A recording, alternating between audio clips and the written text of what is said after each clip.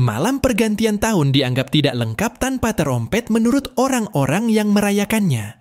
Di negara kita, sebagian umat muslim merayakannya dan ikut-ikutan meniup terompet. Namun, perlu dicatat bahwa meniup terompet merupakan bagian dari ibadah khas kaum Yahudi, seperti yang disebutkan dalam hadis berikut. Dari Abu Umair bin Anas, dari bibinya yang termasuk sahabiah Ansor, Nabi memikirkan bagaimana cara mengumpulkan orang untuk sholat berjamaah. Ada beberapa orang yang memberikan usulan. Yang pertama mengatakan, kibarkanlah bendera ketika waktu sholat tiba. Jika orang-orang melihat ada bendera yang berkibar, maka mereka akan saling memberitahukan tibanya waktu sholat. Namun Nabi tidak menyetujuinya. Orang kedua mengusulkan agar memakai terompet. Nabi pun tidak setuju. Beliau bersabda, membunyikan terompet adalah perilaku orang-orang Yahudi. Orang ketiga mengusulkan agar memakai lonceng. Nabi berkomentar, itu adalah perilaku Nasrani. Setelah kejadian tersebut, Abdullah bin Zaid bin Abdi Rabihi pulang dalam kondisi memikirkan agar yang dipikirkan Nabi. Dalam tidurnya, beliau diajari cara berazan. Hadis riwayat Abu Daud.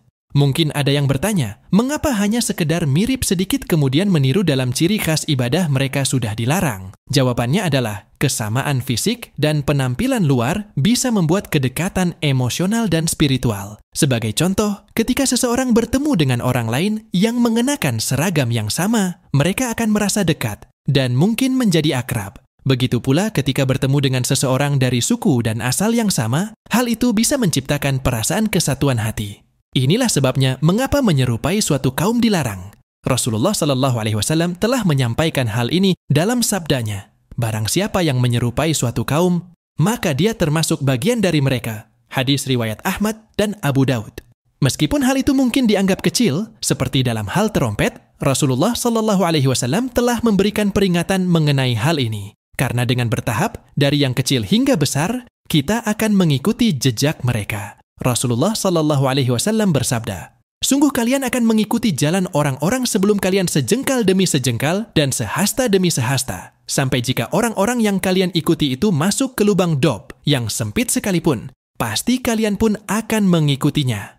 Kami, para sahabat, berkata, wahai Rasulullah, apakah yang diikuti itu adalah Yahudi dan Nasrani? Beliau menjawab, lantas siapa lagi? Hadis riwayat Muslim. Sufyan ibnu Uyainah dan para ulama salaf lainnya mengatakan, sungguh orang yang rusak dari kalangan ulama kita karena penyerupaannya dengan Yahudi, dan orang yang rusak dari kalangan ahli ibadah kita karena penyerupaannya dengan Nasrani. Orang-orang Nasrani dan Yahudi tidak akan merasa ridho sampai kita mengikuti mereka. Allah Ta'ala berfirman, orang-orang Yahudi dan Nasrani tidak akan senang kepada kamu hingga kamu mengikuti agama mereka. Quran Surah Al-Baqarah ayat 120. Demikian penjelasan singkat mengenai larangan meniup terompet dalam Islam, sebagaimana yang disampaikan dalam hadis yang sahih. Semoga kita senantiasa dijauhkan dari penyerupaan dengan kaum lain yang tidak diridhoi oleh Allah. Wallahu a'lam.